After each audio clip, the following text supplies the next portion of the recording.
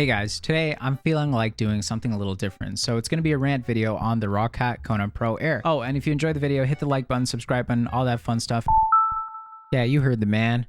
Click the subscribe button, because only 1% of y'all are subscribed, so it would go a long way and I would greatly appreciate it. Alright, let's continue on with this.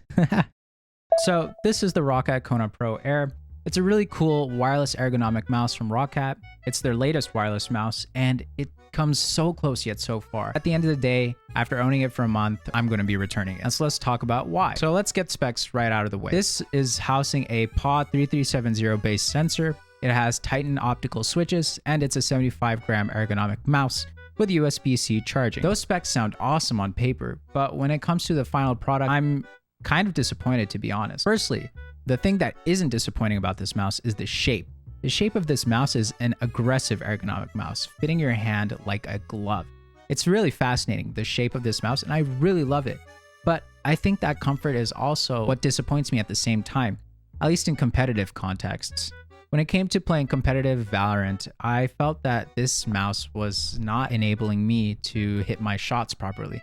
I felt like I was missing my flicks and missing my tracking, and I felt way less accurate with this mouse than my Deluxe M800 for that matter, which was kind of frustrating. So that, I think, is the biggest drawback with the mouse. Everything else from here on is nitpicks, but it all accumulates to me returning the mouse. Next thing on the list would be DPI. The DPI button on this mouse is located on the bottom of the mouse rather than the top, and that is a bummer. The reason for that is I usually like to have a DPI switch as a macro button on the top for having more buttons in game. And the fact that this doesn't have it, where they could have pretty clearly put one, is kind of a bummer. Next, let's talk about the sensor.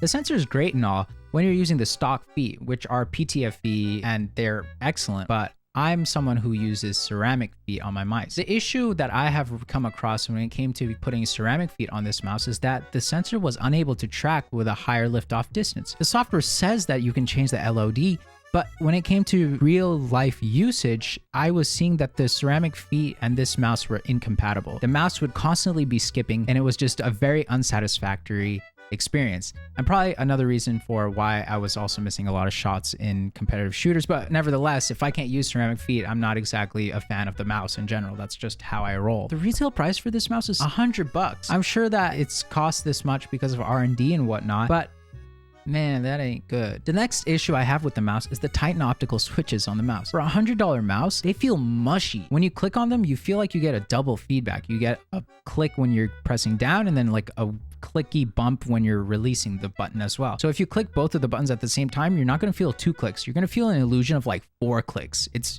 trippy, but trust me, if you use the mouse, you'll know what I'm saying. It's not a pleasant experience, and it's quite disappointing, especially when the side buttons are surprisingly nice and snappy. I don't know why they went with this optical wrap, but again, it's a miss from me. So overall, for a $100 package, this mouse is not worth it. Hey guys, Editor Mango here. Just wanted to quickly pop by and say, I kept mentioning in the video that this mouse costs $100. It's actually $120 on Amazon. For that kind of money, I highly recommend you get something like a G Pro Wireless Superlight or a Ponage Ultra Custom for a little less, or even the Model D Wireless from Glorious.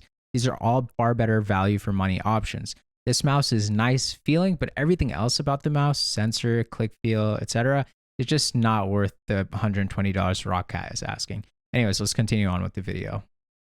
Heck, I bought it used on Amazon on Prime Day for $75, and I'm still pretty disappointed with this mouse. And so that's why I'm going to be returning it. Moving on, let's now quickly compare it to the Roccat Kain Aimo 200. This is Roccat's previous wireless mouse, and honestly, this was so good. I wish they just upgraded this shape. This was essentially like a G Pro wireless shape, but slightly molded to be ergonomic. I loved it. It was actually really nice to use. The only issues with it was it's 105 grams, so it's a chonker of a mouse. But aside from that, it was awesome. It had Omron switches. Its sensor was a PMW 3335 based sensor, which was surprisingly good for ceramic Profi, as it used them with ease. No tracking issues whatsoever, and it had micro USB charging. If they had just upgraded this shape with a nicer plastic, USB-C charging, reduced the weight on the mouse, and even kept the same switches, this would have been amazing.